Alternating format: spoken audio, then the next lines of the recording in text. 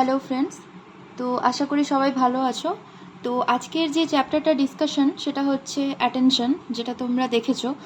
আর আজকের ক্লাসটা খুব ইম্পর্ট্যান্ট, কারণ আমার কাছে যে প্রশ্নগুলো আসে, অনেকেই কমেন্ট করে যে নোটসের জন্য। তো তার একটা আমি রুট বের করেছি, তো আশা করা যায় সেটা তোমাদের কাছে হেল্পফুল হবে। তো অ্যাটেনশনটা স্টার্ট করব, কিন্তু ওর বিষয়টা জেনে নেবো যে অ্যাটেনশন কোথা থেকে আসছে। ফার্স্টে সাবজেক্টটা দেখে নিই সিলেবাস ওয়াইজ, যেহেতু আমরা ডব্লিউবিসিএস ওরিয়েন্টেড পড়ছি। তো সিলেবাসটা ফার্স্টে দেখে নিই। দেখো, সিলেবাসটা তোমরা আগের দিন কি করেছিলাম, সেন্সেশনটা কমপ্লিট করেছি। এটা কগনিটিভ প্রসেসের একটা পার্ট। ফার্স্ট হচ্ছে সেন্সেশন, নেক্সট হচ্ছে অ্যাটেনশন। ঠিক আছে, আজকে অ্যাটেনশনটা স্টার্ট করব এবং এই পুরো ব্যাপারটা আমি বোঝাবো, যেটা খুবই ইজি চ্যাপ্টার, খুবই স্কোরিং, আর তোমাদের কাছে খুব হেল্পফুল হবে। ঠিক আছে, দেখি বোঝাতে পারি। তোমাদের কাছে ইজি লাগলে সেটা আমার কাছে একটা অ্যাডভান্টেজেস। ওকে, তো আজকে কেন ক্লাসটা ইম্পর্ট্যান্ট সেটা একটু বলে দিই। দেখো, তোমাদের এই যে সাইকোলজি নোটসটা যেটার কথা আমি বলছিলাম, তো অনেকে বারবার করে রিকোয়েস্ট করছো যে এই নোটসটা যদি তোমরা পেয়ে যাও তো তোমাদের কাছে হেল্পফুল হবে। তাহলে একটা কি হয়, আমাদের স্ট্রিমলাইন হয় পড়ানোটা, যে আমি তোমাদেরকে যেটা বোঝালাম তো নোটসের মাধ্যমে সেটা বুঝতে পারলে ইজি লাগে। তো দেখো, এবার এটা হচ্ছে এমন একটা সোর্স, যেটা হচ্ছে একটা অথেন্টিক জায়গা থেকে আমার পাওয়া, আর একজনকে রিকোয়েস্ট করেই নেওয়া, যেহেতু তোমাদের কাজে লেগে যাবে। তো সেই জন্য একটা কাজ করবে, যে নোটসটা নেওয়ার জন্য, সংগ্রহ করার জন্য আমার যে মেল আইডি, ঠিক আছে, মেল আইডিটা হচ্ছে SOMITA soumita.roy7@gmail.com। ঠিক আছে, soumita.roy7@gmail.com। এখানে তোমরা মেল করবে যাদের নোটসটা দরকার। আর নোটসটা কমপ্লিটলি ইংলিশ ভার্সনদের জন্য, যারা বেঙ্গলি ল্যাঙ্গুয়েজের স্টুডেন্ট বা বেঙ্গলিতে যারা সাইকোলজিটা করছো তাদের জন্য আমি বলি, তারা তোমরা ভিডিওটা দেখো। আর কোথাও বা আমি যদি তোমাদের বেঙ্গলির একটা অথেন্টিক সোর্স পাই, নোটস বা সব কিছু পাওয়া যায়, এমন নয় শুধু নোটস থাকলো তোমরা কিছুটা পেলে বাকি পুরোটাই তোমাদের কাছে অজানা থাকলো, এরকম নোটস আমি তোমাদেরকে কখনোই প্রেফার করব না। যেটা অথেন্টিক সোর্স মনে হয় আমি সেটাই করব। আর প্রতিদিন একটা করে না, তোমাদেরকে একটা হেলথ টিপসের লাস্টে, ভিডিওর শেষে তোমাদেরকে একটা হেলথ টিপস দেবো, যেটা আমরা যারা স্টাডি করছি, হার্ড স্ট্রাগলের মধ্যে দিয়ে যাচ্ছি, তো এই টি এফেক্ট বা সেটাকে, এই যে টি কনজিউমিং আমরা করছি, সেটা কত সায়েন্টিফিক ওয়েতে আমরা করতে পারি। প্রত্যেকের রুমে আমরা সবাই একা থাকি, একা আমাদের দায়িত্ব নিতে হয়। তো সেখানে কি করে এই চাটাকে কিছুটা সায়েন্টিফিক ওয়েতে, কারণ এখান থেকে অ্যাসিডিটি, অনেক রকম আমাদের প্রবলেমস, হেলথ হ্যাজার্ডাস আমরা দেখতে পাই। ঠিক আছে, তো সেখান থেকে কি করে আমরা হেল্পফুল পাবো ভালোভাবে, কোন ওয়েতে, সেটা একটু দেখব। আর একটা ডব্লিউবিসিএস স্টাডি টপিকস নিয়ে প্রতিদিন একটা করে ডিসকাশন করব। ঠিক আছে, আজকে এমসিকিউ প্র্যাকটিস নিয়ে ডিসকাশন করব, সব কিছু ভিডিওর এন্ডিংয়ে। আগে আসল বিষয়টা যেটা হচ্ছে অ্যাটেনশন, ওই চ্যাপ্টারটা করব। তাহলে তোমাদের কাছে ক্লিয়ার হলো। নোটসের জন্য যারা চাও যে হ্যাঁ একটা নোটস হয়ে যাক একটা ভালো জায়গা থেকে, অথেন্টিক সোর্স থেকে, তারা কিন্তু এই মেলে কিন্তু কন্ট্যাক্ট করো, মেসেজ করে দিও। আমি তোমাদেরকে একটা ডেমো নোটস পাঠানোর চেষ্টা করব একজনের দ্বারা, অনেক রিকোয়েস্টের জন্য সে রাজি হয়েছে। ঠিক আছে, তো সেখান থেকে আমি নোটসটা প্রোভাইড করে দেবো তোমাদের, যাতে খুব হেল্পফুল হয়। ওকে, চলো আজকে হচ্ছে অ্যাটেনশন। তো ফার্স্টে দেখে নিই প্রিভিয়াস ইয়ারে কী কোয়েশ্চেন এসছে। আমরা সিলেবাসটা দেখে নিলাম, সিলেবাসটা তো মুখস্থ করবেই। ওকে, তো প্রিভিয়াস ইয়ার মানে 2018 একটা কোয়েশ্চেন এসছে। কোয়েশ্চেনটা হচ্ছে define attention, narrate the determinants of attention, what is meant by fluctuation of attention, is it natural, comment, why does it occur. তো কোয়েশ্চেন যে ডিভিশনটা দেখে নাও, 5 + 20 + 5 + 5 + 5 40। ঠিক আছে, খুবই ইজি একটা কোয়েশ্চেন। অ্যাটেনশন ব্যাপারটা এত ইজি না, তোমরা পড়ে নেওয়ার পর ভাববে যে এর থেকে সোজা হয়তো আর হয় না। যাদের কাছে খুব কঠিন বিষয়, দেখো কতটা ফাস্টেস্ট তোমাদের কাছে ইজি ব্যাপার হয়ে যাচ্ছে। ওকে, তাহলে এই অ্যাটেনশনটা আমরা কোথা থেকে পাচ্ছি? তোমরা জানো, সিলেবাসটা যেহেতু দেখেছো, যে কগনিটিভ প্রসেস, পেপার 1-এর চ্যাপ্টার 2 কগনিটিভ প্রসেস। এই কগনিটিভ প্রসেসের মধ্যে আমাদেরকে 3টে পড়তে হচ্ছে, সেটা সাব পয়েন্ট। ঠিক আছে, যেটা হচ্ছে সেন্সেশন, অ্যাটেনশন, পারসেপশন। ওকে, তাহলে সেন্সেশন, অ্যাটেনশন, পারসেপশনটা শুধু কগনিটিভ প্রসেসের মধ্যে পড়ে না, আরও কিছু পড়ে। সেটা হচ্ছে কি, সেটা আলাদা চ্যাপ্টার করে দিয়েছে আমাদের ডব্লিউবিসিএস। এই যে 3টে আছে না, সেন্সেশন, অ্যাটেনশন অ্যান্ড পারসেপশন, এই 3টে কিন্তু একটা জায়গায় আছে। মানে কি কগনিটিভ প্রসেসের মধ্যে আছে, বাকি লার্নিংটা তোমাদের 3 নম্বর চ্যাপ্টারে আছে, দেখো লিখেছি 3 নম্বর, 4 নম্বরে আছে মেমোরি, 7 নম্বরে আছে থিঙ্কিং, ডিসিশন মেকিং আর প্রবলেম সলভিং আমি বলে দেবো কোন চ্যাপ্টারে আছে, ঠিক আছে। ফার্স্টে দেখো cognitive, what is the mean by cognitive? Cognitive মানে বাংলায় বলা যায় জ্ঞানীয়, ঠিক আছে। এটা একটা ল্যাটিন ওয়ার্ড কগনিটো থেকে এসছে, মিনিংটা কি অ্যাটেনশন, অ্যাপ্রিহেন্ড অর আন্ডারস্ট্যান্ড, ঠিক আছে। অ্যাটেনশনটা এটা ব্র্যাকেটে রাখবে, আন্ডারস্ট্যান্ডিং যে ব্যাপারটা না সেটা পুরোটাই কিন্তু একটা কগনিটিভ প্রসেস, ওকে। তাহলে এটা ডিটেলসে বুঝে নিই। This process are all those higher level function of the brain by which we become aware of and understand the world around us. এই ওয়ার্ল্ডের মধ্যে যা যা কিছু ঘটছে চলছে যেটা বুঝতে পারছি আমরা, সেটা সেন্সেশন হোক, সেটা পারসেপশন হোক, বা যেটা অ্যাটেনশন হোক, যে কোনো প্রকারে আমরা বুঝতে পারছি, আন্ডারস্ট্যান্ডেবল হচ্ছি, ঠিক আছে, কোনো স্টিমুলাইয়ের দ্বারা। আচ্ছা স্টিমুলাইটা কেন একটু আমাদের কাছে একটু কঠিন কঠিন ফিল হয় না? কেন ফিল হয় কঠিন বলো তো? কারণ স্টিমুলাইয়ের মতন সোজা হয় না, কারণ ওটাই আমাদের একটা আন্ডারস্ট্যান্ডিং লেভেল, ওটা বুঝে নিলে এই সমস্ত কগনিটিভ প্রসেস আমাদের কাছে ইজি হয়ে যাবে। আমি পরে এই স্টিমুলাইতে আবার আমি ডিটেলস করে দিচ্ছি, ঠিক আছে। এই স্টিমুলাই কিন্তু প্রত্যেকটা জায়গায় কাজে লাগবে, এই কিওয়ার্ডসটা কিন্তু মাথায় রাখবে, ওকে। তারপরে হচ্ছে this process refers to the process of thinking involved in obtaining and storing knowledges, okay. This process মানে এই যে কগনিটিভ প্রসেস কি হয়, আমাদের থিঙ্কিংটাকে ইনভলভ করে, অবটেনিং অ্যান্ড স্টোরিং নলেজটাকে কি করে, কালচার করায় এবং সেটাকে স্টোর করতে হেল্প করে। দিস অল কগনিটিভ প্রসেস, এর বাইরে কিছু হয় না, ভেরি ইজি। আচ্ছা এই কগনিটিভ প্রসেসের মধ্যে কি কি আছে, চ্যাপ্টারগুলো আমাদের ডব্লিউবিসিএস কিন্তু কিছুটা আমাদের সেপারেট করেছে। কিভাবে সেপারেট করেছে বলে দিলাম, এই তিনটে হচ্ছে কগনিটিভ প্রসেসের মধ্যে রেখেছে। চ্যাপ্টার নাম্বার 2 কগনিটিভ প্রসেস, তার মধ্যে এই তিনটে আছে, সেন্সেশন, অ্যাটেনশন, পারসেপশন। সেন্সেশন হয়ে গেছে, আজ অ্যাটেনশন হচ্ছে, নেক্সট দিন পারসেপশন করাবো। লার্নিং হচ্ছে 3 নম্বর চ্যাপ্টার, কারণ ওটা একটু ডিটেলসে আমরা যাব, ঠিক আছে। লার্নিংটা একটু ডিটেলসে যাব, প্রচুর ইন্টারেস্টিং আর তোমাদের খুব ভালো লাগবে। তারপর হচ্ছে মেমোরি, তারপর হচ্ছে থিঙ্কিং, ডিসিশন মেকিং, সলভিং, ঠিক আছে। এটা একটা ডিটেলস। দেখো সেন্সেশনটা আগের দিন করেছি, এটা কি সেন্সেশন হচ্ছে আমরা কি করি, সেন্সেশন আমরা ফিল করি কিভাবে, by the process of vision, by the process of hearing, touch, smell, taste. Total 5টা আছে, তো আমাদের 5টা কি জ্ঞানেন্দ্রিয় আছে, ঠিক আছে। কিন্তু আমি তোমাদেরকে আরও 2টো বলেছিলাম এক্সট্রা আছে সাইন্টিফিক অ্যাক্সেসের অনুযায়ী, সেটা আগের ভিডিওতে দেখো, সেন্সেশন যে ভিডিওটা আছে ওখানে ক্লিয়ারলি বোঝানো আছে, ঠিক আছে। আজকে অ্যাটেনশন আছে, তো অ্যাটেনশনে কি make it possible to position ourselves towards relevant stimuli, consequently respond to it, ঠিক আছে। আচ্ছা মেক ইট পসিবল মানে কি, কোনো একটা জিনিসকে পসিবল করার জন্য, ঠিক আছে, কোনো কাজ হতে পারে, কোনো চিন্তা হতে পারে, কোনো থিঙ্কিং হতে পারে, লার্নিং হতে হয়, each and everything are dependent on attention, okay. To position মানে কি, কোনো একটা জায়গাকে পজিশন করা, মানে ওটাকে কিভাবে তুমি তোমার মধ্যে অ্যাকসেপ্টেবল অর্গানে আনবে, অ্যাকসেপ্টেবল থিঙ্কিংয়ে আনবে, our cells towards relevant stimuli. Relevant মানে কি, সমস্ত স্টিমুলাইগুলোকে আমরা কিন্তু অ্যাকসেপ্ট করব না। এবার কথা হচ্ছে হোয়াট ইজ স্টিমুলাই। স্টিমুলাই মানে আমি আগের দিন বুঝিয়েছিলাম উত্তেজক, আজকে দেখো ক্লিয়ার করে দিই, কারণ তোমাদের এই স্টিমুলাইটা নিয়ে অনেক প্রবলেমস থাকে, ক্লিয়ার করে দিই। ব্যাপারটা হচ্ছে স্টিমুলাস, আমি তোমাদেরকে আগের দিন কি বললাম, স্টিমুলাস যেটা সেটা হচ্ছে সিঙ্গুলার ফর্ম, আর স্টিমুলাইটা কি, এটা হচ্ছে plural form.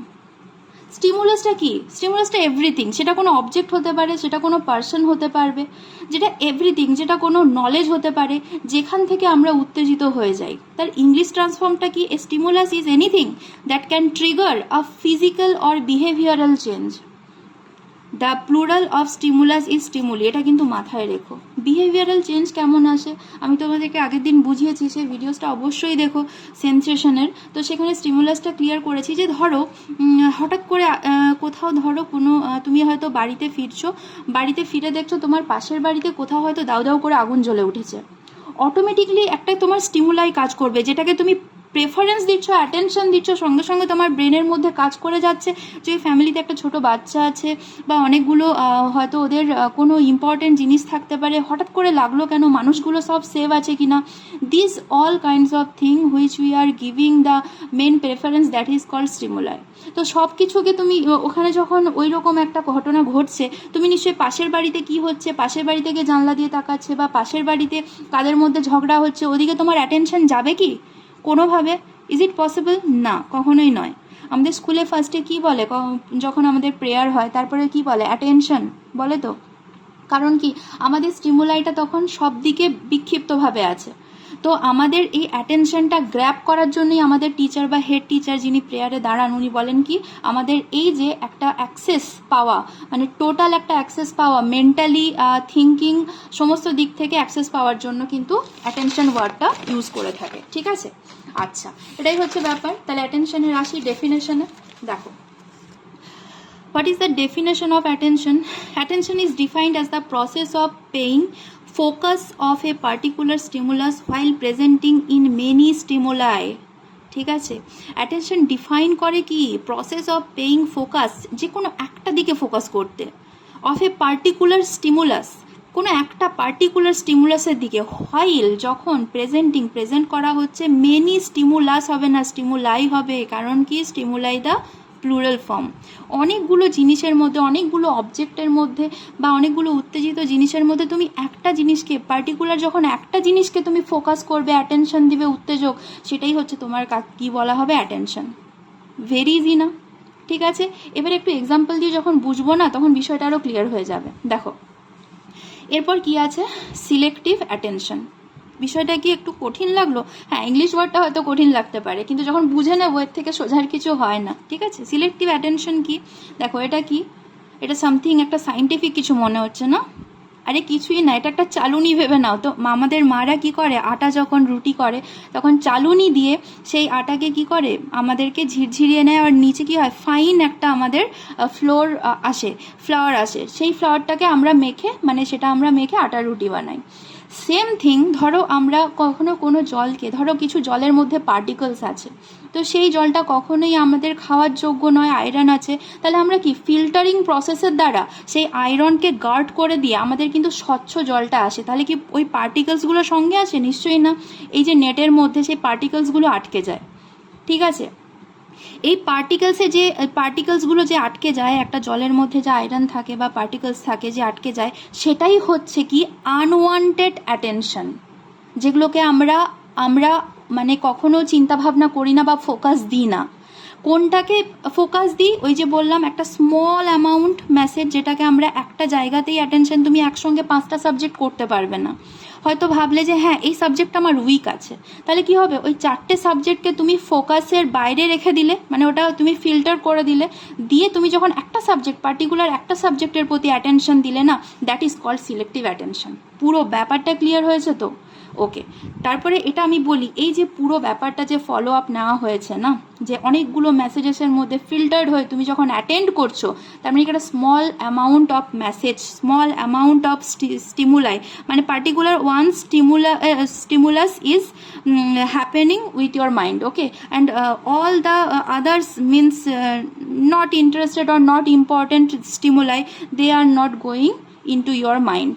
Okay, so particularly if you focus on one stimulus, that time you can feel that this is the attention of your mind. ওকে, যেমন ধরো অনেকগুলো পরীক্ষা হচ্ছে, সিজিএল, এসএসসি, ওকে, অনেকগুলো গভর্নমেন্ট এক্সামস হচ্ছে, তুমি চুজ করেছো WBCS, তাহলে যখন ওই এক্সামসের যখন নোটিফিকেশান আসবে, তুমি সেদিকটায় ফোকাস করে কি তোমাদের পড়াটা ওই দিকে করে নেবে? কখনোই না। আমরা কি জানি, অনেকগুলো যুদ্ধ একসঙ্গে জয় করা যায় না। পার্টিকুলার একটা যুদ্ধের ওপর ফোকাস করো, সেই যুদ্ধটাই জয় করতে পারবে, কারণ অনেকগুলো যুদ্ধ জয় করার জন্য তার টাইমিংসের দরকার। এতগুলো টাইমিং তোমার হাতে নেই। পার্টিকুলার ওয়ান ফোকাস করো, আর সেই একদিকেই তুমি এগিয়ে যাও, দেখবে তোমার কাছে অনেকটা কিন্তু বিষয়টা ক্লিয়ার হচ্ছে। Okay, this is only the attention, nothing else. Okay, next, এই অ্যাটেনশনটাকে আমরা দুটো ভাগে ভাগ করি। টাইপস অফ অ্যাটেনশন আমরা বলবো সেটাকে, সেটা হচ্ছে ভলেন্টারি অ্যাটেনশন, ইনভলেন্টারি অ্যাটেনশন। আচ্ছা, আমি ক্লাসরুমটা একটা এক্সাম্পল হিসেবে ধরেছি। ঠিক আছে, ধরো ভলেন্টারি যেটা অ্যাটেনশন, সেটা হচ্ছে কি তোমার ইচ্ছে মতো। ঠিক আছে, তুমি তোমার ইচ্ছে মতন তুমি মানে ফ্রিডম তোমার কাছে আছে যে তুমি এইদিকে অ্যাটেনশন দেবে। ধরো একটা ক্লাসরুমে টিচার হয়তো ক্লাস নিচ্ছেন, বোর্ডে কিছু বোঝাচ্ছেন, ঠিক আছে, তোমার ফোকাসটা কি হবে, অটোমেটিক্যালি তুমি সেই টিচার্সের দিকে, মানে তুমি, কারণ ক্লাসরুমে তুমি জানো ক্লাস করতে এসছো, সেখানে টিচার একটা পড়ার কাজ করাচ্ছেন, একটা জিনিস বোঝাচ্ছেন বোর্ডের মধ্যে, ব্ল্যাকবোর্ডের মধ্যে, তোমার ফোকাসটা ওখানেই আছে। তার মানে তুমি তখন ডিপেন্ডেন্ট হয়ে যাচ্ছ ভলেন্টিয়ারি অ্যাটেনশনের দিকে। ইনভলেন্টিয়ারি মানে কি, মানে সার্কামস্টেন্স থেকে কিছু বার্ডেন্স, মানে কিছু ধরো তোমার একটা ক্লাসরুমে একটা টিচার একটা বোঝানোর বিষয়ে খুবই মানে অ্যাটেনশন দিয়ে বোঝাচ্ছেন, তোমরা অ্যাটেন্টিভলি সেটাকে ফোকাস করছো, বাট সামহাও ওই টাইমে বাইরে থেকে কোনো সিঙ্গিং, ঠিক আছে, কোনো শাউটিং, কোনো একটা আওয়াজ ধরো তোমাদের কাছে ইনভলভ হয়ে যাচ্ছে, তার মানে কি you are not want to giving attention on that particular problems, but unconditionally মানে আনওয়ান্টেডলি তোমার কিন্তু ফোকাসটা ওইদিকে চলে যাচ্ছে, তার মানে কি তোমার অ্যাটেন্টিভ মাইন্ডটা কোনোভাবে ব্রেক হচ্ছে। তো তো সেই জায়গাটাকে আমরা ইনভলেন্টিয়ারি অ্যাটেনশন বলে থাকি। খুবই ইজি, তোমরা এক্সাম্পল দিয়ে লিখে নিতে পারো, ঠিক আছে। আমি এগুলো লিখিনি, নোটসটা তোমার মতো করে বানাও, ঠিক আছে। আর আমি আরেকটা বিষয় যেটা বললাম সেটা তোমরা দেখো, যেটা করবে তাহলে কি হবে, স্ট্রিম লাইনে তোমরা কি সেখান থেকে নোটস তৈরি করে ফেলতে পারবে, এক্সাম্পলগুলো আরও ইজিলি বুঝে যাবে, তোমার কাছে ক্লিয়ার আপ হয়ে যাবে। ওকে, নেক্সট হচ্ছে factors affecting influencing attention. Factors মানে কি, কোনো ঘটনা। ফ্যাক্টরস মানে কি, কোনো একটা বিষয় ঘটছে। ফ্যাক্টরি মানে কি, ওখানে অনেক জিনিস প্রডিউস হচ্ছে। তাহলে কি ফ্যাক্টরস অ্যাফেক্টিং ইনফ্লুয়েন্সিং অ্যাটেনশন, এটার মানে বুঝে যাচ্ছ, কোনো একটা ইনসিডেন্ট ঘটছে, ঠিক আছে, তার সঙ্গে আমাদের অ্যাটেনশনের যে রিলেশন সেটাই বোঝাতে চেয়েছে। সবসময় কোশ্চেনের মানে বুঝবে, তাহলে কিন্তু অ্যান্সারটা ক্লিয়ার হবে, ঠিক আছে। তাহলে এখানে যে ফ্যাক্টরস অ্যাফেক্টিং সেটা হচ্ছে এক্সটার্নাল ফ্যাক্টরস, ইন্টারনাল ফ্যাক্টরস। খুব ভালোভাবে বুঝতে পারছি। এক্সটার্নাল মানে কি, যেটা বাইরে থেকে আমাদের স্টিমুলাসটা, আমাদের যে স্টিমুলাস বা আমাদের যে নেচার অফ বাইরে থেকে যে স্টিমুলাসগুলো আমাদেরকে অ্যাটেনশন গ্র্যাব করছে না, যেভাবে গ্র্যাব করছে সেগুলোকে এক্সটার্নাল বলবো।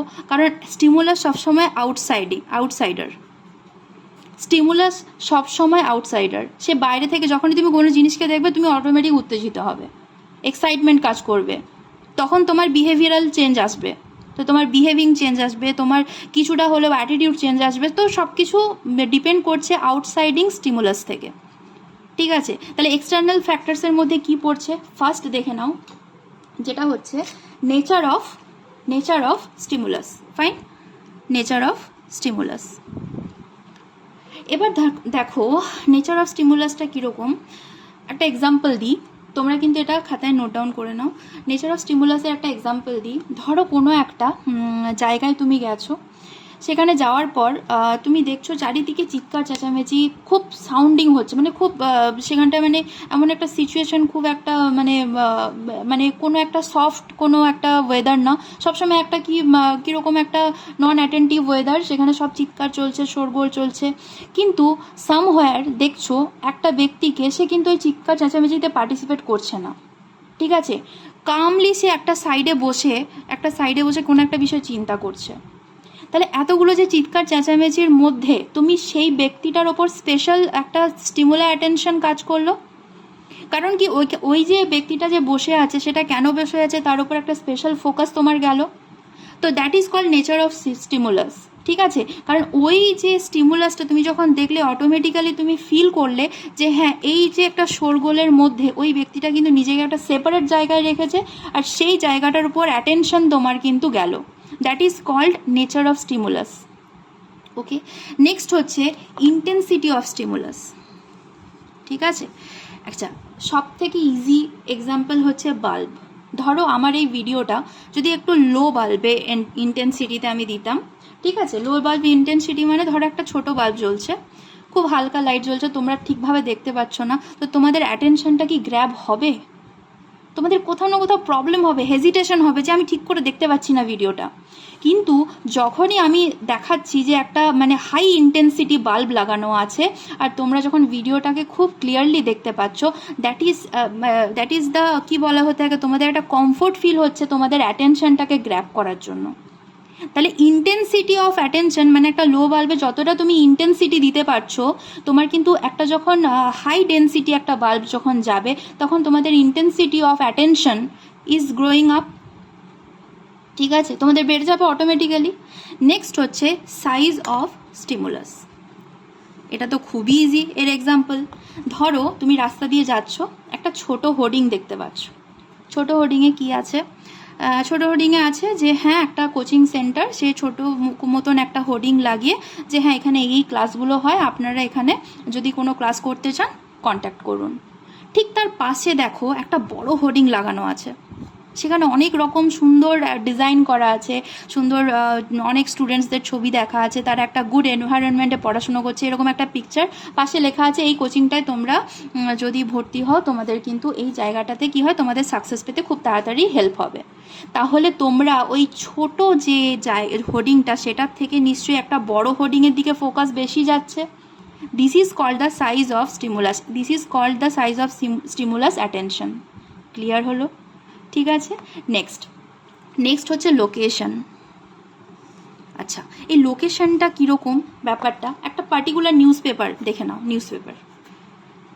নিউজ পেপারে দেখো তোমার ফার্স্টের চ্যাপ্টারে বলে না, এটা একদম নিউজ পেপারের হেডিং কী ছিল রে আজকে, অনেকে জিজ্ঞাসা করেন আজকে নিউজ পেপারের হেডিং কী ছিল। তো তার মানে কি, তোমার বেশিরভাগ মানে মোস্ট অফ ইয়োর মানে attention goes to the headlines. তারপরে ধীরে ধীরে ধীরে ধীরে ধীরে ধীরে ছোটো ছোটো নিউজের দিকে তোমরা তাকাবে। তাহলে বেশি যে ইন্টেন্সিটিটা অবশ্যই তোমাদের হেডিংয়ের দিকে গেল, that is called the location.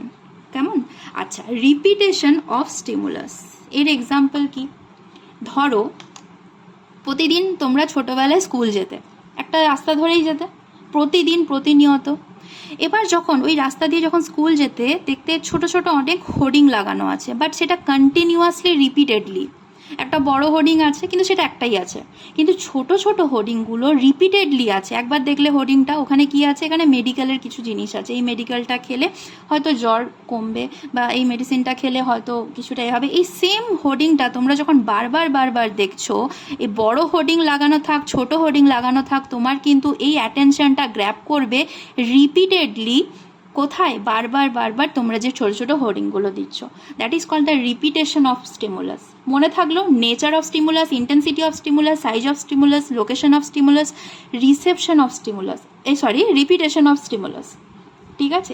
Next হচ্ছে ডেফিনাইট শেপ। আমরা ছোটোবেলা থেকে কি জানি, একটা ক্যাম্বিস বল সবাই চিনি, ক্যাম্বিস বলটা সবসময় তো গোল হয়, কিন্তু ধরো কোনো অ্যাডভার্টাইজে ওই ক্যাম্বিস বলটা ঠিক এইরকম করলো, স্কোয়ার শেপে এরকম, এটা কোনো অ্যাডভার্টাইজে হয়তো সেম অ্যাডভার্টাইজ, মানে ও ধরো বিস্কিটের অ্যাডভার্টাইজ, ঠিক আছে, বা এই অ্যাডভার্টাইজ যেখানে অনেক প্রোটিন সমৃদ্ধ এই বিস্কিটটা, ওকে, তো এই বিস্কিটটা হয়তো এখানে তোমরা ফুটবল খেললে ক্রিকেট খেলে অনেক এনার্জি গেন হবে, ঠিক আছে, এরকম একটা ইন্টেনশনে এই অ্যাডভার্টাইজটা দিয়েছে। কিন্তু আরেকটা অ্যাডভার্টাইজ এই বিস্কিটের শেপ দিল, কিন্তু ব্যাপারটা হচ্ছে বলটাকে, ক্যাম্বিস বলটাকে স্কোয়ার শেপ বানিয়ে দিল। তাহলে অ্যাটেনশনটা কোন দিকে ফোকাস পাবে? স্কোয়ার শেপে, কারণ ছোটোবেলা থেকে তোমার এটা হ্যাবিচুয়েটেড যে একটা বলকে তুমি সবসময় সার্কেল শেপে দেখতে চাও, কখনো স্কোয়ার শেপে দেখতে চাও না, বা জানো না, তোমাদের মানে একটা অ্যাকসেপ্টেশন থাকে না, বলটা কখনই গোল হবে, মানে স্কোয়ার শেপ হতে পারে না, অলওয়েজ গোল হবে। যখনই স্কোয়ার শেপ দেখছো একটা স্পেশাল অ্যাটেনশন ওদিকে যাচ্ছে। তো this is called the definite shape of stimulus. Okay. Second হচ্ছে আইসোলেশন অফ স্টিমুলাস। আইসোলেশনটা একটু বুঝিয়ে দিই, আচ্ছা শর্টে তাড়াতাড়ি বুঝিয়ে দিই।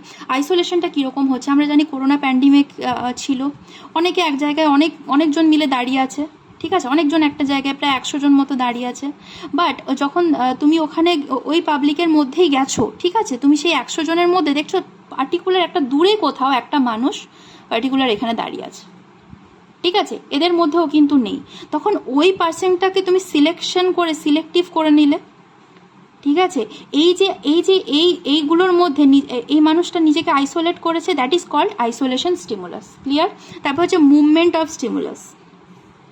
ধরো আমরা টিউশনে, এটা সবার সাথেই ঘটে থাকে, টিউশনে আমরা সবাই আগে চলে গেছি, সবাই নিজেদের জায়গায় বসে গেছি, এটা কিন্তু মুভমেন্ট অফ স্টিমুলাসে বোঝাচ্ছি, ঠিক আছে, সবাই আমরা আগে বসে গেছি, একটা গ্রুপ টিউশন হয়, ঠিক আছে, সবাই মিলে আমরা বসে গেছি। একজন দেখলাম অনেকক্ষণ প্রায় 10 to 15 মিনিটস বাদে, টিউশন শুরু হয়ে যাওয়ার 10 to 15 মিনিটস বাদে একজন এন্ট্রি করছে দরজা দিয়ে। তখনই অটোমেটিক্যালি সবার ফোকাসটা, সবার অ্যাটেনশনটা নিশ্চয়ই ওর প্রতি চলে যায়, ঠিক আছে, কিন্তু যারা প্রথম এসছে তাদের প্রতি আসে না, এরকম ভেবে কিন্তু আমরা অনেকে আগে চলে যাই, ঠিক আছে, এটা ট্রু তো? ওকে, কমেন্টে জানিও ট্রু কি না, ঠিক আছে, ওকে।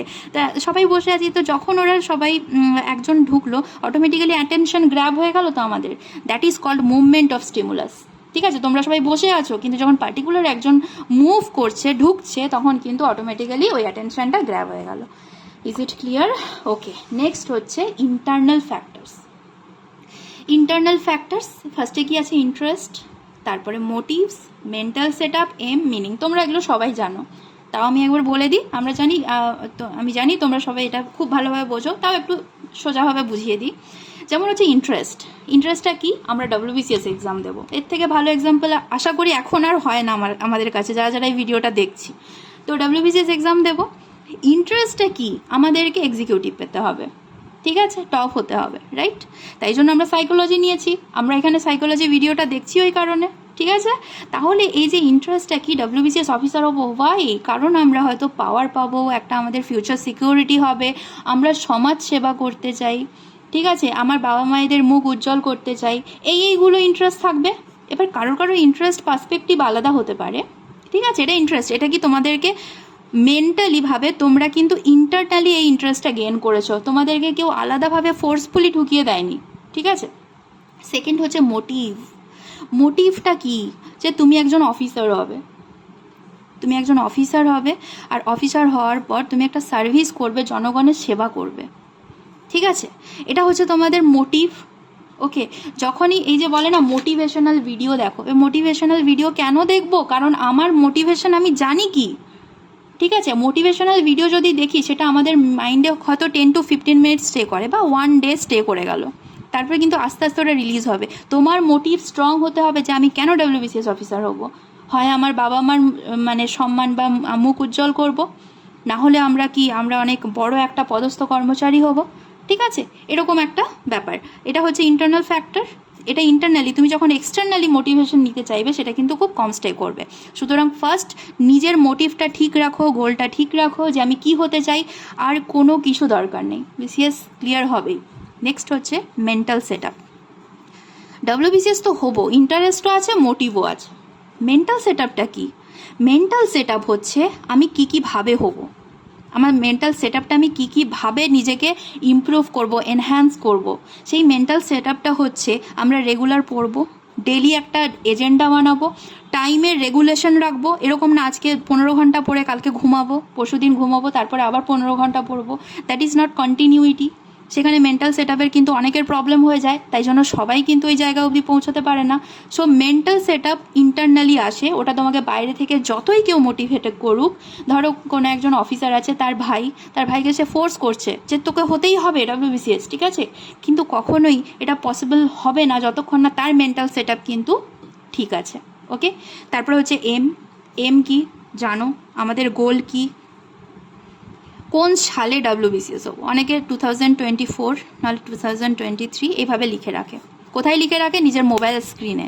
ওকে, তাহলে মোবাইল স্ক্রিনে আমরা এটা লিখে রাখবো, এটা ইম্পর্ট্যান্ট। তাহলে কী হবে, আমাদের এমটা ফিক্স থাকবে। লাস্ট হচ্ছে মিনিং, ঠিক আছে? মিনিং মানে এটা একটু আলাদাভাবে বোঝাতে হবে। যেমন ধরো একটা বোর্ড আছে, দুটো বোর্ড আছে। ধরো তুমি কোথায় গেছো? অন্ধ্রপ্রদেশ গেছো, ঠিক আছে? অন্ধ্রপ্রদেশ যাওয়ার পর ওখানে ল্যাঙ্গুয়েজ কি? অন্ধ্রপ্রদেশের ল্যাঙ্গুয়েজ কি? আমরা সবাই জানি তেলেগু। তাহলে এখানে বোর্ডে তেলেগু ল্যাঙ্গুয়েজ লেখা আছে, আর একটা বোর্ডে ইংলিশ লেখা আছে। তোমার অ্যাটেনশনটা কে গ্র্যাব করবে? হিন্দি অর ইংলিশ, এই দুটো ল্যাঙ্গুয়েজ আমরা চিনি। স্পেশালি ইংলিশ, পার্টিকুলার একটা জায়গায় এই স্টিমুলাইটা তোমার কাজ করবে। ইন্টারনালি তুমি জানো তোমার ইংলিশটা কত স্ট্রং হিন্দির থেকেও। তাহলে তেলেগুর দিকে তোমার অ্যাটেনশন গ্র্যাব হবে না, ইংলিশের দিকে গ্র্যাব হবে। আচ্ছা, ইজি লাগলো ব্যাপারগুলো? এটা হচ্ছে ইন্টারনাল ফ্যাক্টরস, দ্যাটস অল। ঠিক আছে, তোমাদের কেমন লাগলো অ্যাটেনশনটা? কোয়েশ্চেন দেখালাম, আর পার্টিকুলার নোটসের একটা ব্যবস্থা করেছি, সেটা আমি ভিডিওতে বললাম। তোমরা লাইক দিও অবশ্যই, আমি তাহলে বুঝতে পারবো যে আমার ভিডিওসগুলো তোমাদের কাছে কতটা ভালো লাগছে। কমেন্টসে জানিও কোনো ডাউটস থাকলে। ওকে, এবারে লাস্টে আমি যেটা বলেছিলাম সে কথাটা রেখেছিলাম, তাতে আসছি। আচ্ছা, তোমাদের বিষয়টা হচ্ছে, জাস্ট আ সেকেন্ড, আমি যেটা বললাম টিয়ের যে প্রসেসটা, টি যে আমরা খাই, বা সেটা যে আমরা, যেহেতু আমরা প্রত্যেকে স্টুডেন্ট, ঠিক আছে, আমাদের কাছে কি হয় যে অনেকের থাকে না যে আমরা টি খাচ্ছি, আমাদের শরীরটা যথেষ্ট খারাপের দিকে হয়ে যাচ্ছে, রেগুলার অ্যাসিডিটি প্রবলেম হচ্ছে, ঠিক আছে, অনেক রকম প্রবলেম হয়ে থাকে। সেটা একটু ক্লিয়ারলি তোমাদেরকে বোঝাচ্ছি, জাস্ট আ মিনিট। দেখো, টিটা কি কাজ করে, আমাদেরকে অনেকটা এনার্জি দেয়, তাই তো। এবার তার খাওয়ার সঠিক প্রসেস ফার্স্টে বলি, ঠিক আছে। তোমরা টিটাকে বানানোটা প্রত্যেকেই ভুল করো। ধরো তোমরা যদি একটা বাকেট মানে একটা এতে তোমরা সসপ্যানে হয়তো টি করছো, ঠিক আছে। ওখানে ফার্স্টে কি ইনগ্রেডিয়েন্টস দেবে, তোমরা টি দিয়ে দিলে, সঙ্গে একটা তেজপাতা দিয়ে দিলে, ঠিক আছে, আর সঙ্গে একটা আদা দিয়ে দিলে, কেমন। তাহলে এটা দিয়ে তোমরা অলরেডি টিটাকে বানাচ্ছ। কিন্তু এই টিতে কিন্তু মিল্ক দেবে না, মিল্ক কিন্তু অ্যাড করবে না। আর দোকানে যারা বাইরে খাও তাদেরকে আমি রিকোয়েস্ট করি, তারা কখনোই ওই ওয়াটার আর মিল্ক একসঙ্গে যখন ওরা বানায় না, তখন অনেক হেলথ ইস্যু ব্যাপার হয়ে থাকে, ঠিক আছে। তাতে কি হয়, আমাদের কি কি প্রবলেমস এসে থাকে। ফার্স্ট হচ্ছে অ্যাংজাইটি, সেকেন্ড হচ্ছে হেডেক, থার্ড হচ্ছে ডাইজেস্টিভ টিস্যুগুলোকে খুব এফেক্ট করে, ফোর্থ হচ্ছে ডিসরাপ্টেড স্লিপ প্যাটার্নস, মানে কি তোমাদের অ্যাংজাইটি যখন আসবে তোমাদের কিন্তু ঘুম আসবে না। আর এটা কিন্তু very harmful for WBCS aspirants, ঠিক আছে। তোমাদের শরীর ভালো রাখাটা মোস্ট ইম্পর্ট্যান্ট। তাহলে আমি প্রসেসটা বলি। ফার্স্টে চা পাতা দিলে জলে, তারপর তেজপাতা আর আদা, ঠিক আছে। দেওয়ার পর ফুটে গেল, ফুটে যাওয়ার পর তোমরা একটা কাপে করে সেই টিটা বের করে নিলে, ঠিক আছে। তারপর ধরো এতটুকু বাকি আছে, তোমরা একটু খেটে দুধটা ফুটিয়ে সেই কাপের ওপরেই কিন্তু তোমরা ঢালো। মানে টি এর যে টি ওয়াটার আর মিল্ক দুটো কিন্তু একসঙ্গে মিক্সড করে ফুটিও না কখনোই। আর তোমরা যদি চেষ্টা করো মিল্কটাকে অ্যাভয়েড করার, it's very request from me. কারণ এটা কি হবে, তোমাদের যে ড্যামেজিং না, তোমাদের যে স্টিমুলেটিং ব্যাপারটা না, ওটা কিন্তু প্রচণ্ড বাড়িয়ে দেয়, যেটা থেকে কিন্তু অ্যাংজাইটি ডিসঅর্ডার ফার্স্ট কিন্তু হয়ে যায়। আর অনেক কম বয়স থেকে অনেকে কিন্তু দেখবে গালে ব্রণ বা চুল উঠে যাওয়া, এই সমস্ত প্রবলেমগুলো হয়ে থাকে। সো মাই আর্নেস্ট রিকোয়েস্ট যে তোমরা চেষ্টা করো যে চাটাকে নিজের মতো করে বানিয়ে নাও আলাদা, তারপরে ওতে মিল্ক অ্যাড করো, দিলে দেখবে তোমাদের শরীরটা অনেক বেটার থাকছে। এটা ফার্স্ট। সেকেন্ড হচ্ছে চাটাকে কিন্তু ঘুম থেকে উঠেই খাবে না। ফার্স্টে উঠে কিছু একটা ব্রেকফাস্ট করে নাও, তার 1.5 ঘন্টা পরে ব্রেকফাস্ট করে পড়তে বসে যাও। ঠিক 1.5 ঘন্টা পর দেখবে একটা টায়ার্ডনেস কাজ করবে, ঠিক সেই সময় খাবে। ঘুমানোর 3 ঘন্টা আগে থেকে বা 2 ঘন্টা আগে থেকে কিন্তু চা খাবে না, ঠিক আছে।